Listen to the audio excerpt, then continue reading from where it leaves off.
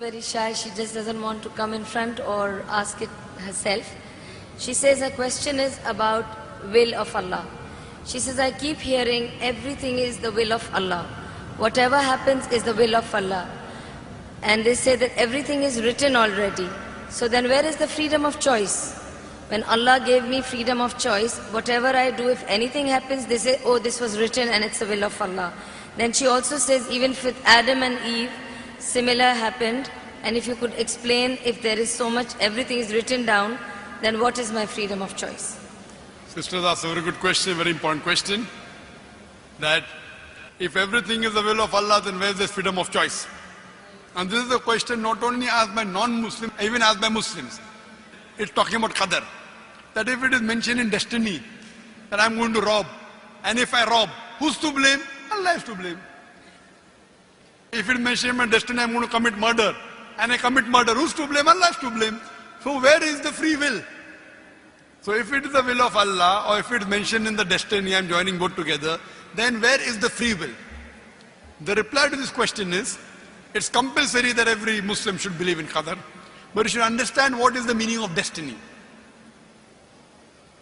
For example, if suppose in a classroom, there are 100 students, and when the teacher teaches the students in the classroom at the end of the year, before the examination, the teacher predicts that this student, he will come out first class first. This student, he'll get second class. This student, he will fail. The teacher predicts why? He knows that this student is very studious, always does homework, does extra studies. This average student, second class. That student, goes for movies, doesn't do homework, misses the class, predicts that that student will fail. Now once the examination takes place, after the results come out, this student gets first class first, this student gets second class, that student fails. I am asking you a question. Can the student who has failed, can he blame the teacher that because you have predicted I will fail, I have failed? Who's to blame? The student or the teacher? Who's to blame, the student or the teacher? The student. The teacher predicted. Who's to blame the student? He did not study, he did not do his homework, he used to go for extra movies. So similarly, Allah subhanahu wa ta'ala has given the human being the free will. Allah has told you what is right, what is wrong, but the choice is yours. For example, if you come at a crossroad, there are 4 roads, A, B, C, D. You can choose any. You choose road C. So Allah knows in advance that when you come at crossroad, you will choose road C. So Allah writes, when the person comes at the crossroad, he will choose road C. So it is not because Allah is writing that you are choosing, because you will be choosing, Allah is writing. It is not because Allah is writing that you are choosing road C. It is because you will be choosing road C. Allah has ilm ghaib. He has knowledge of the future. He writes in advance. After you choose road C, you come at another crossroad, 5 roads, 1, 2, 3, 4, 5. Like after you pass the 12th standard, you can become engineer, you can become doctor, you can become businessman.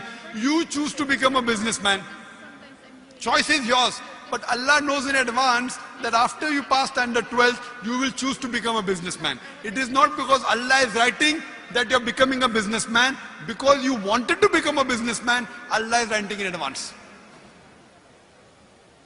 And what you understand here, that if Allah wants, He can easily change it. For example, if in a classroom, in the mathematics examination, the teacher gives the paper 2 plus 2 is equal to how much?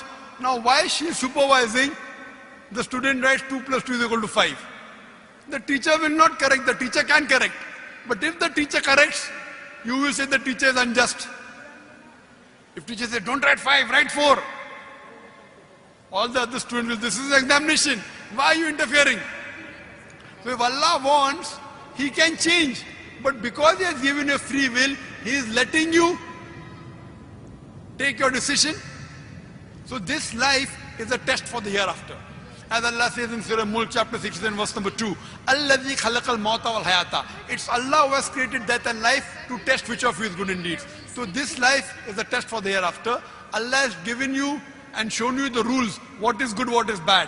Then He's given you a free will. It is your choice. Allah does not interfere in your free will. He can if He wants. The Quran says, not even a leaf can fall without the permission of Allah. So whatever happens, happens with Allah's free will, but the decision is yours. And based on that, you will be rewarded or punished. Hope that answers the question. We'll have the next question from the brother's mic in the center.